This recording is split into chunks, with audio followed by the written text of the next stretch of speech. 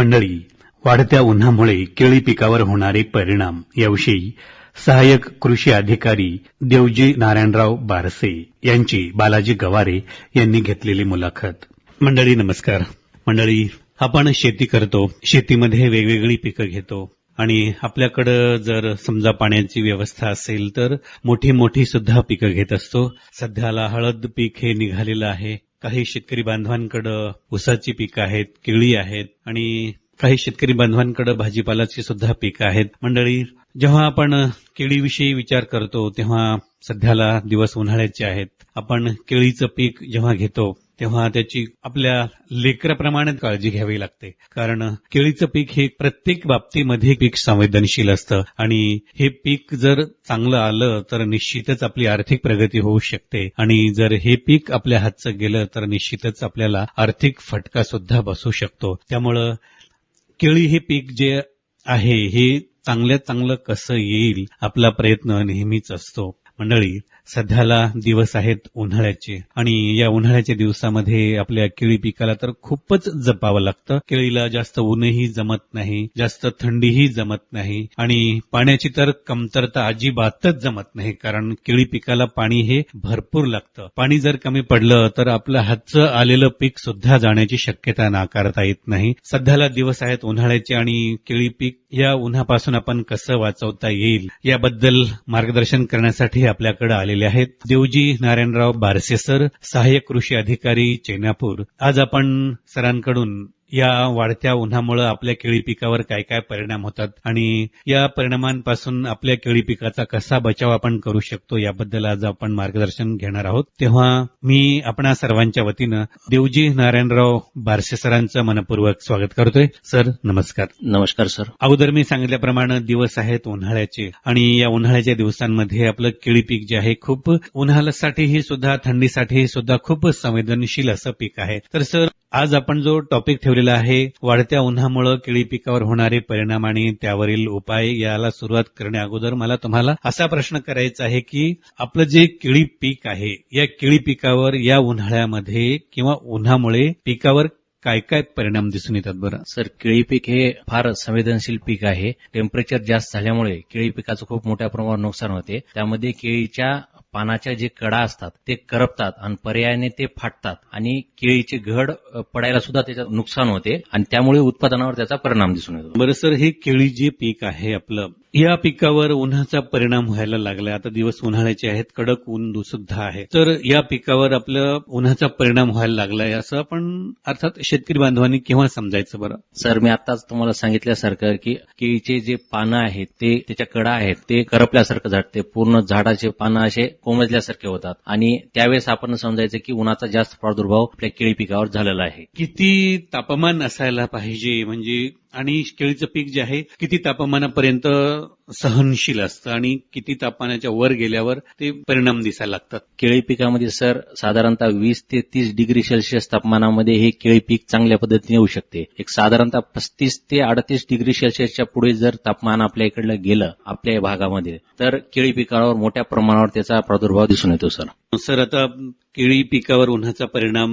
कसा होतो आणि ती सुरुवात कशी आपल्याला जाणवते याबद्दल सांगितलं, आणि केळीचं पीक जे आहे किती अंशाला संवेदनशील असतं आणि सहनशील असतं आणि त्याचा परिणाम जे आहे ते आता 30 अंश सेल्सिअसच्या पुढे जर गेलं तर त्याच्यावर परिणाम आपल्याला जाणवतो. केळी पीक जे आहे या केळी पिकाला उन्हाचा त्रास कमी करण्यासाठी जे शेतकरी बांधव, बरेच शेतकरी बांधव जे आहेत केळीच्या पिकाभोवती बरेच गवताची सुद्धा लागवड करतात. तर ही लागवड करत असताना कोणत्या कोणत्या गवताची आपल्याला लागवड करता येईल बरं, जेणेकरून आपलं पीक सुरक्षित राहील? सर, केळी पिकाच्या सभोवताली आपल्याला केळीचं रक्षण करण्यासाठी म्हणजे तापमान कमी करण्यासाठी आपल्याला सभोवताली गजराज गवत, हे गजराज गवत हे अर्धापूर आणि नांदेड जिल्ह्यामध्ये मोठ्या प्रमाणावर शेतकरी लावत असतात. त्यानंतर ज्यांना शक्य झालं नाही त्यांनी त्याच्या बाजूला आपली ज्वारी, मक्का अशा पिकाची लागवड जरी केली तर जेणेकरून केळीमधलं वातावरण म्हणजे टेम्परेचर आणि बाहेरचं याच्यामध्ये 4 ते 5 डिग्री सेल्सिअसचा त्या ठिकाणी प्रभाव दिसून येतो. आतमध्ये कमी असतो आणि बाहेर जास्त असतो. त्यासाठी केळीच्या सभोवताली आपण हे त्याला संरक्षणासाठी गजराज गवत असो, ज्वारी असो, मक्का असो ह्या पिकाची तुम्ही 100% लागवड केली केली पाहिजे. खूप छान सर. सध्याला ऊन खूप तापायला लागलंय आणि काही काही शेतकरी बांधवांनी तर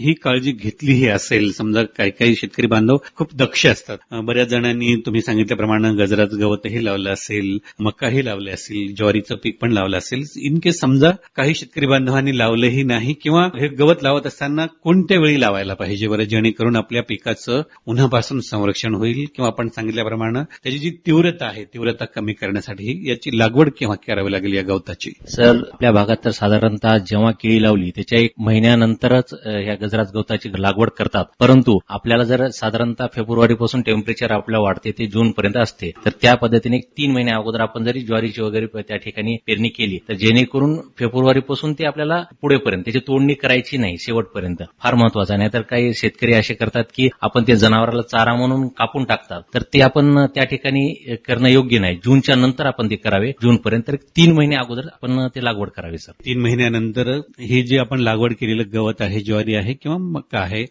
याचं आपल्या केळी पिकाचं संरक्षण हे करू शकतात.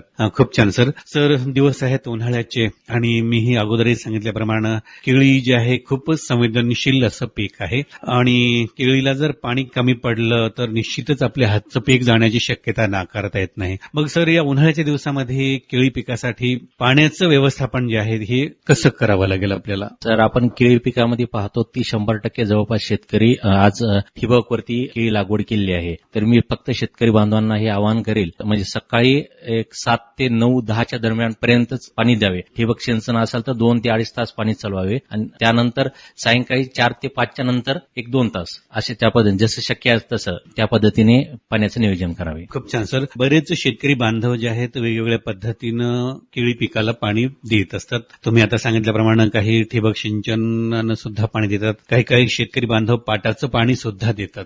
तर सर, पाटाचं पाणी केळी पिकासाठी ठीक राहील का ठिबक सिंचन पद्धतीनं दिलेलं पाणी केळी पिकासाठी ठीक राहील बरं? सर, ठिबक सिंचननेच पाणी दिलेलं ठीक राहील, कारण की आपल्या त्याच्यामध्ये 70 ते 80% पाण्याची बचत होते. तर आपण ठिबकनेच पाणी द्यावं. पाटानं जर पाणी दिलं तर त्यामध्ये नुकसान बरेच आहेत. पूर्वी देत होते, आता देऊ नये. आता ठिबक खाली जवळपास 100% आपल्या जिल्ह्यामध्ये ठिबक खालीच केळी आहे. जे शेतकरी नवीन केळी लागवड करतात ते ठिबकवरच लागवड करतात सर. 1-2 शेतकरी असतील असे की त्यांनी पाटानं पाणी देत आहे. आणि ठिबकनं जर पाणी दिलं तर पाण्याची सुद्धा बचत होते आणि आपल्या विहिरीला म्हणा, बोरला म्हणा, जेवढं पाणी आहे ते सगळ्या शेतीला आपल्या पुरण्याची शक्यता नाकारता येत नाही. खूप छान सर. बरं सर, पुढचा एक प्रश्न मी तुम्हाला असा विचारू इच्छितो की आपलं हे केळी पीक आहे, या केळी पिकाला उन्हापासून या पिकाचा बचाव करण्यासाठी किंवा काही शेतकरी बऱ्याच पिकांचा बचाव उन्हापासून करण्यासाठी फवारणी सुद्धा करतात. तर या केळी पिकावर अशी काही फवारणी करण्याचं काही नियोजन करता येईल का आपल्याला, आणि ते काय करावं लागेल त्यासाठी? बरोबर आहे सर, नियोजन करता येईल, पण ते खर्चिक आहे. कारण की केळीची सध्याच्याला आपण उंची पाहिली तर साधारणतः 7 ते 8 फुटापर्यंत उंची गेलेली आहे. त्याच्यासाठी आपल्याला केओलिन हे बाजारमध्ये औषध भेटते, ते 3% फवारणी करायची आहे. पण त्यासाठी सर आपला